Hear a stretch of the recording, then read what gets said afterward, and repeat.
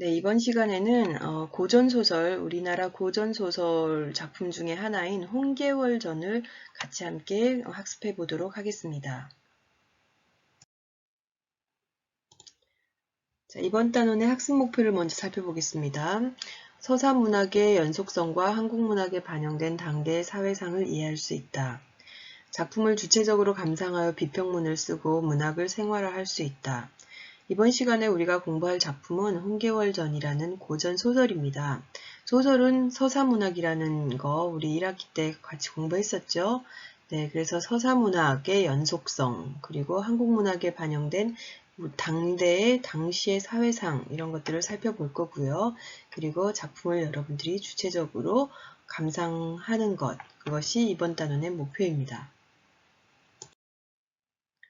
생각열기 교과서 366쪽을 함께 보겠습니다. 다음 동영상을 보고 전기수가 조선 후기 서사문학에 미친 영향을 살펴보자 라고 했네요. 자, 여기서 전기수는 누구냐 하면요. 전기수는 여기 보는 것처럼 예전에 이야기책을 전문적으로 읽어주던 사람을 말합니다. 그러니까 이야기책, 소설을 전문적으로 읽어주던 사람입니다. 그러니까 말하자면 서술자, 소설 속에서 서술자의 역할을 하는 사람이라고 할 수 있는데요. 그러면 이 전기수가 어떤 역할을 했던 사람인지 우리가 동영상을 보면서 다시 한번 살펴보도록 하겠습니다.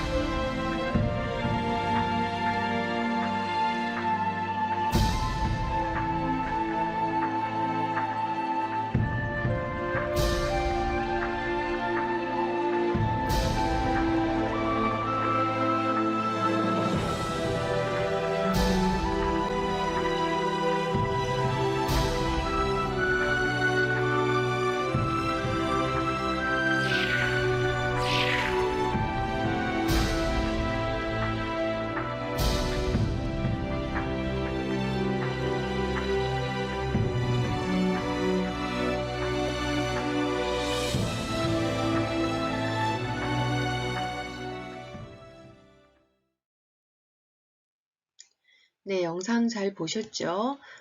전기수에 대해서 한번 다시 정리해 보도록 하겠습니다. 조선 후기에 활동한 전기수는 소설을 읽어주고 일정한 보수를 받던 직업적인 낭독가였다. 전기수는 소설을 낭독하는 가운데 청중의 반응에 따라서 이야기를 재창작할 수 있었고 상황에 따라서 장면을 극대화하거나 축소할 수도 있었다. 또한 낭독을 통해 작품을 들려줌으로써 문자를 모르는 사람들도 문학을 접할 수 있게 하여 조선 후기 소설의 보급과 향유층 확대에 기여하였다. 자, 이러한 역할을 했던 사람을 바로 전기수라고 불렀습니다.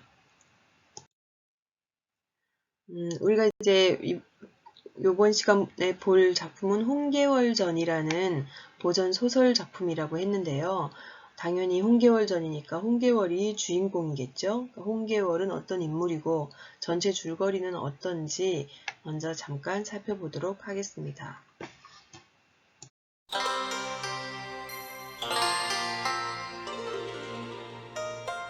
때는 명나라. 이부시랑 홍무와 그의 부인 양씨는 나이 40이 되도록 자녀가 없어 고민이었다. 그러던 어느 날 부인 양씨의 꿈에 선녀가 나타난 후 무남동녀 계월을 얻었다. 홍무는 예쁘고 영민하게 자라는 딸 계월의 모습이 흐뭇했지만 행여나 계월의 명이 짧을까 봐 걱정이 되어 곽도사를 찾아가 계월의 관상을 보게 했다.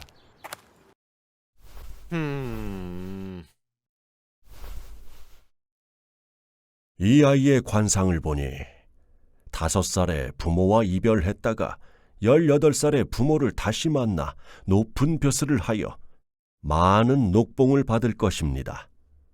아이의 명망이 천하에 가득할 것이니 가장 길한 상입니다. 뭐라고? 5살에 우리와 이별을 한다고? 근심이 가득해진 홍무는 계월에게 남자 옷을 입혀 그를 가르치기 시작했다. 여자아이에게 남자 옷을 입히면 운명을 비켜갈 수 있을 거라 생각했기 때문이다. 계월이 5살이 되던 해 북방 절도사 장사랑이 반란을 일으키고 계월이 사는 마을에도 도적대들이 밀려 들어왔다. 아수라장 사이에서 아버지와 헤어진 계월은 투적 장맹길로 인해 물에 던져지면서 어머니와도 헤어졌다. 어머니! 계월아! 물에 빠져 목숨을 잃을 위기에 처한 계월은 다행히 여공이라는 사람의 도움으로 살아남고 그의 아들 보국과 함께 친형제처럼 지냈다. 두 아이들이 자라 7살이 되던 해에 여공은 계월과 보국을 곽도사에게 데리고 가 가르침을 받게 했다. 계월은 보국과 함께 글을 배웠는데 한자를 가르치면 10자를 알고 하는 행동도 매우 비상했다. 계월은 군대를 쓰는 재주와 온갖 술법까지 익히고 이름을 평국이라고 바꿨다. 계월과 보국이 15이 되던 해 천자가 어진 신하를 얻기 위해 과거를 열었다. 계월과 보국은 동시에 과거에 도전하였고 그 결과 계월이 장원, 보국이 부장원으로 과거에 급제했다. 그러던 어느 날 서번과 가달국이 중원을 침범하고 계월과 보국이 천자의 어명을 받고 각각 원수와 부원수로 전쟁에 출전했다. 내일은 이 몸이 적장의 머리를 베어 올리겠습니다. 악대는 범상치 않은 장순이 물러있거라. 그러나 보국은 계월의 말을 듣지 않고 호기를 부리며 나가 싸우다 크게 패했다. 내가 가만히 있으라고 하지 않았느냐? 너를 군법으로 다스리겠다. 참으시옵소서. 보국을 벌하려던 계월은 여러 장수의 만류로 보국을 용서하고 자기가 직접 나가 적을 물리쳤다. 이 과정에서 개월은 헤어졌던 부모와 상봉했다. 전쟁이 끝나고 돌아온 개월은 몸이 피곤하여 결국 병이 나고 말았는데, 이에 천자가 개월에게 친히 어이를 보냈다. 그런데 이때 어이의 진맥으로 인해 개월이 여자임이 탄로나고 말았다. 한림학사 겸 대원수 좌승상 청주후 평국은 머리를 조아려 100번 절하고 아뢰옵나이다. 신첩이 5살이 되기 전에 장사랑의 난에 부모를 잃고 간신히 살아났으나 여자의 몸으로는 부모를 찾지 못할 것이라 생각하여 여자의 행실을 버리고 남자의 옷을 입어 황상을 속였사오니 신첩의 죄는 10,000번을 죽어도 아깝지 않습니다. 신첩을 속히 죽여주시옵소서. 그러나 천자는 개월을 너그럽게 용서하며 개월의 벼슬도 그대로 머물러 있게 하고 보국과의 혼인을 중매했다. 하지만 개월도 보국도 서로를 결혼 상대로 달가워하진 않았다. 보국은 자신보다 잘났던 개월이 여자라는 사실에 충격을 받았으며 이미 자신의 애첩이 있었기 때문이었다. 또한 개월은 평범한 아녀자의 삶을 살아야 한다는 것이 한스러웠다. 이들의 부부 생활은 원만하지 않았다. 그러던 그때 오왕과 초왕이 반란을 일으켰다. 신하들은 이들을 진압할 장수로 모두 개월을 추천했고, 개월은 다시 원수로, 보국이 부원수로 전쟁에 출전했다. 개월은 여성임이 밝혀졌음에도 불구하고 이 전쟁에서 여전히 비상함을 보이며 천자를 위기에서 구해낸다. 그리고 보국은 결국 개월의 월등함을 인정하게 된다. 2차례에 걸친 국가의 위기를 구한 개월은 대사마 대장군의 자귀를 받았다. 또한 천자는 보국을 승상에 봉하고 여공을 오왕에, 홍무를 초왕에 봉했다. 이후 개월은 보국을 예로서 섬기며 행복하게 살고 그들의 자손은 대대로 부귀영화를 누렸다고 한다.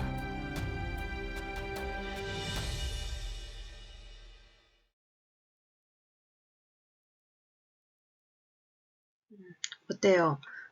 재미있는 줄거리죠? 재미있는 내용으로 지금 요즘 봐도 되게 인물들이 재미있게 묘사가 잘 되어 있습니다. 자, 그러면 홍계월전의 등장인물, 주인공은 어떤 사람들이었는지 한번 더 정리를 해보겠습니다.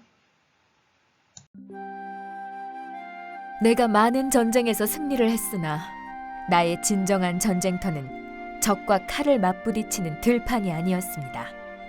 바로 평생 아녀자로 살아야 한다고 생각했던 그 순간이었죠.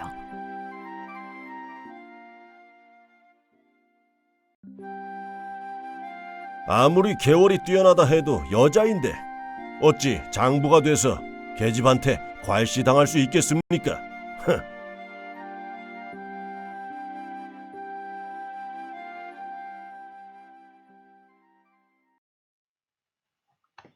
어떤 내용인지 잘 파악하셨죠? 네, 우리가 소설을 함께 읽어보기 전에 이번 시간에 먼저 소설에 대해서 이번 이 홍계월전에 대해서 특징이라든지 이런 것들을 먼저 살펴보고 그 다음 소설 작품을 함께 읽어보도록 하겠습니다. 홍계월전의 핵심 정리 먼저 볼게요. 자, 먼저 갈래입니다. 갈래. 갈래는 이 글의 종류를 말하는데요. 먼저 군담 소설입니다. 즉 군인이 전쟁에서 있었던 일들을 이야기하는 그런 소설이죠. 그래서 군담 소설, 그리고 주인공이 여성입니다. 여성이 어떤 영웅적인 면모를 가지고 문제를 해결해가는 그런 여성 영웅 소설이다라고 할 수 있습니다. 자, 그 다음 이 글의 성격, 이 작품의 성격은 전기적이다라고 했는데요.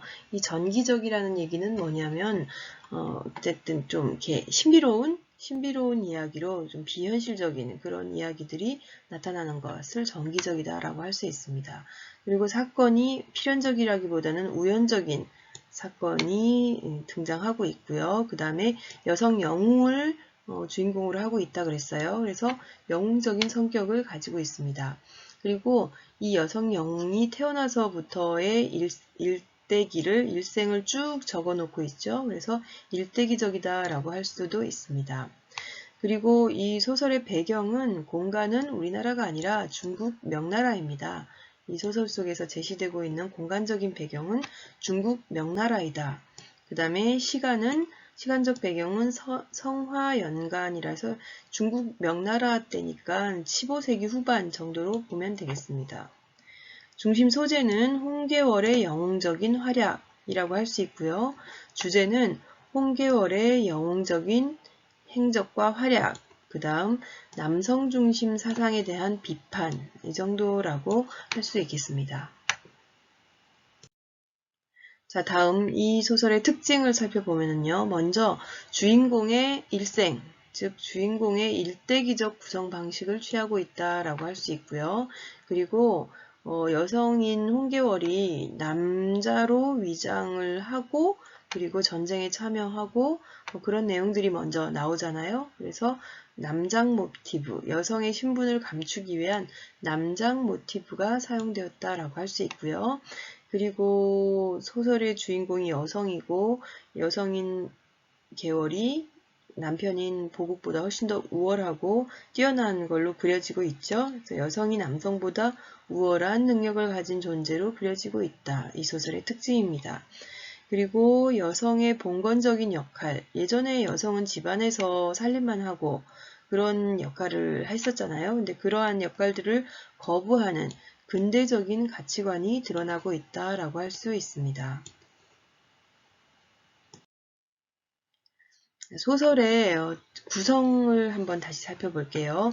소설의 구성 단계는 보통 우리가 발단, 전개, 위기, 절정, 결말의 5단계로 나뉘죠.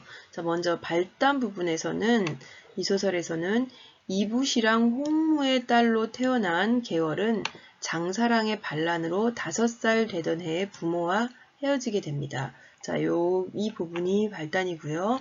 그리고 전개는 여공의 도움으로 구조되어 그의 아들 보국과 함께 성장한 후 그리고 전쟁에 나가 공을 세우고 헤어졌던 부모와도 재회하게 됩니다. 그러니까 위기 부분에서는요. 남장 사실이 밝혀지나 천자에게 용서를 받고 보국과 혼인한 후 갈등을 겪으며 귀중해서 살아갑니다. 절정 부분에서는 오왕과 초왕의 반란을 진압하기 위해 전쟁에 출정하여 보국과 천자의 목숨을 구하고 원수인 맹기를 죽이는 것이 절정 부분이고요. 그 다음 결말은 국가의 위기를 구한 계월은 대사마 대장군의 자위를 받고 보국은 승상이 되는데 갈등을 해소한 두 사람이 행복하게 산다는 해피엔딩으로 끝나는 내용입니다. 자, 그리고 이 소설에서 꼭 우리가 눈여겨봐야 할 부분이 꼭 기억을 해야 될 부분이 있는데요. 홍계월입니다. 홍계월은 지금 여성이지만 나라를 구하고 사회를 구하는 그런 어떤 영웅으로 그려지고 있죠. 그러니까 이런 여성뿐만 아니라 이 영웅적인 이야기가 우리나라 소설에는 옛날 이야기부터 많이 있었어요. 자, 이런 어떤 영웅들의 이야기를 해놓은 게 뭐냐면 그런 구성을 우리가 영웅의 일대기적 구성이다 이렇게 얘기를 해요. 그래서 영웅의 일대기적 구성을 취하는 작품들이 많이 있는데 그럼 영웅의 일대기적 구성은 어떤 특별한 어떤 순서, 전개 과정을 가지고 있어요. 그래서 그 과정을 살펴보면 먼저 고귀한 혈통, 일단 좀 귀한 집안에 고귀한 혈통을 가진 사람으로 태어나게 됩니다. 그 영웅은. 그리고 출생 자체가 조금 힘들거나 비정상적인 출생을 하게 되고요. 그런데 그 뛰어난 능력을 가져야 되겠죠. 당연히 영웅이 되어야 되니까. 그래서 비범한 능력을 갖추게 되고요. 그런 어떤 영웅적인 면모의 사람이 어릴 적에는 위기에 처합니다. 어릴 적 위기를 처하는데 그 위기를 극복하는 데 있어서 어떤 도와주는 조력자가 나타나고요. 조력자의 도움으로 어릴 적의 위기를 극복한 후에 성장 후에 다시 위기가 찾아오는데 이때 성장 후의 위기는 본인 스스로 본인의 능력으로 해결을 해야 되겠죠. 그래서 위기의 극복과 행복한 결말을 갖는 것. 어떤 요런 순서로 이런 전개 과정을 통해서 이야기가 전개되는 것. 이것을 우리가 영웅의 일대기 구성이다 라고 얘기를 합니다. 자, 이런 어떤 영웅의 일대기 구성으로 볼 수 있는 작품들은 우리 건국신화, 고구려 공국신화인 주몽신화를 비롯해서 고대 신화에서부터 발전이 됐고요. 대표적인 작품으로 우리가 잘 알고 있는 홍길동전과 같은 고전 영웅소설과 신소설에 이르기까지 영웅의 일대기 구성이 이어지고 있습니다. 그 다음 한국문학에 반영된 사회사항을 보면은요. 자, 이 홍계월전은 조선 후기에 만들어진 작품이에요. 그래서 조선 후기에 우리 당시 모습이 소설 속에 어떻게 등장하고 있는가, 그리고 한국문학에 반영되어 있는가를 살펴보면은요. 일단 조선 후기에는 한글이 조선 전기에 만들어졌죠. 그리고 조선 후기에는 한글이 많이 보급이 돼요. 그러다 보니까 한글로 쓰여진 소설, 국문소설이 굉장히 유행을 하죠. 그래서 국문소설이 성행해서 독자층이 확대가 됩니다. 그리고 여성의 의식이 성장하기 시작하는 그런 시대가 바로 조선 후기예요. 그래서 이런 어떤 특성이 지금 이 홍계월전에도 반영되어 있다라고 볼 수 있고요. 그렇게 어떻게 반영되어 있는지 작품에 반영된 결과를 살펴보면 남성보다 뛰어난 능력을 가진 여성 주인공이 등장하게 되는 것, 그리고 한글로 소설이 쓰여지게 되는 것, 그러니까 이런 것들이 당시의 모습이 반영된 모습이다라고 할 수 있겠습니다. 자, 오늘은 홍계월전의 전반적인 내용과 특징 이런 것들을 살펴보았는데요. 소설은 우리가 교실에서 함께 선생님하고 같이 읽어보는 걸로 하고요. 네, 오늘은 여기까지 수업을 하도록 하겠습니다. 다음 시간에 만나요. 안녕.